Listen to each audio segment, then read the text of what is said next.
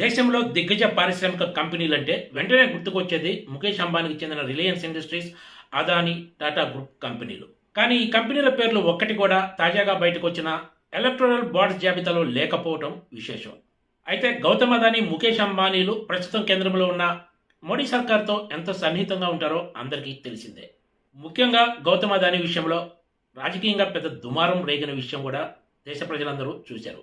కేంద్రంలోని మోడీ సర్కార్ అదానీ గ్రూప్ కోసమే పనిచేస్తుందంటూ ప్రధాన ప్రతిపక్షంగా ఉన్న కాంగ్రెస్తో పాటు పలు పార్టీలు విమర్శలు గుప్పించాయి. అయినా సరే ఈ దిగ్గజ కంపెనీల పేర్లు ఒక్కటి కూడా ఎలక్టోరల్ బాండ్స్ జాబితాలో లేకపోవడం ఇప్పుడు హాట్ టాపిక్ గా మారింది. ఎన్నికల బాండ్స్ దగ్గరకు వచ్చేసరికి హైదరాబాద్ కేంద్రంగా పనిచేసే మెగా ఇంజనీరింగ్ ఏకంగా దేశంలోనే ఈ బాండ్స్ ద్వారా రాజకీయ పార్టీలకు విరాళాలు ఇచ్చిన వాటిలో రెండో ప్లేస్లో నిలిచింది. ఈ కంపెనీ దగ్గర 1000 కోట్ల రూపాయల మేర దేశంలోని రాజకీయ పార్టీలకు విరాళంగా సమకూర్చింది. ఫస్ట్ ప్లేస్లో ఫీచర్ గేమింగ్ అనే పెద్దగా ఎవరికీ తెలియని కంపెనీ ఉంటే, రెండో ప్లేస్లో హైదరాబాద్కు చెందిన మెగా ఇంజనీరింగ్ నిలిచింది. ఈ కంపెనీ ఏ రాష్ట్రంలో ప్రాజెక్టు దక్కించుకున్నా కూడా భారీ ఎత్తున అంచనాలు పెంచి అడ్డగోలుగా అవినీతికి పాల్పడుతుందనే విమర్శలు ఉన్న విషయం తెలిసిందే.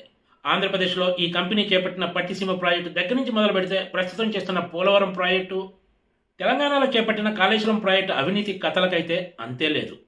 కేవలం కాళేశ్వరం ప్రాజెక్టులోని కొన్ని ప్యాకేజీల్లోనే మెగా ఇంజనీరింగ్కు దగ్గర 5,000 కోట్ల రూపాయల మేర అనుచిత లబ్ధి కలిగినట్లు తాజాగా కాగ్ ఒక నివేదికను బహిర్గతం చేసింది. మొత్తం ప్యాకేజీల విషయాలు బయటకు వస్తే ఈ లెక్క ఎక్కడికి వెళుతుందో ఎవరికీ తెలియదు. ఒక మాటలో చెప్పాలంటే ఎన్నికల బాండ్స్ అంటే అధికారిక లంచాలంటూ ఒక ఐఏఎస్ అధికారి వ్యాఖ్యానించారు. మెగా ఇంజనీరింగ్ అధికారికంగానే 1000 కోట్ల రూపాయల మేర రాజకీయ పార్టీలకు ఎన్నికల బాండ్స్ ద్వారా విరాళంగా ఇచ్చింది. ఇక తెర వెనుక అవినీతి రూపంలో ఇచ్చే సొమ్ము ఏ రేంజ్లో ఉంటుందో ఊహించుకోవచ్చు.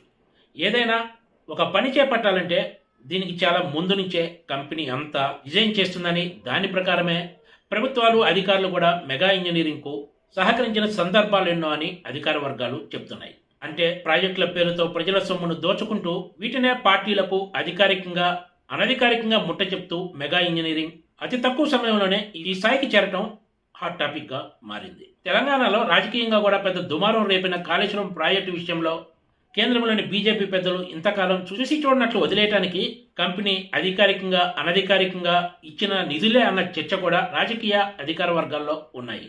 మొత్తానికి ఎన్నికల బాండ్స్ విషయం ద్వారా మెగా ఇంజనీరింగ్ మరోసారి తెలుగు రాష్ట్రాల్లో హాట్ టాపిక్ గా మారిందనే చెప్పాలి. Please subscribe TG.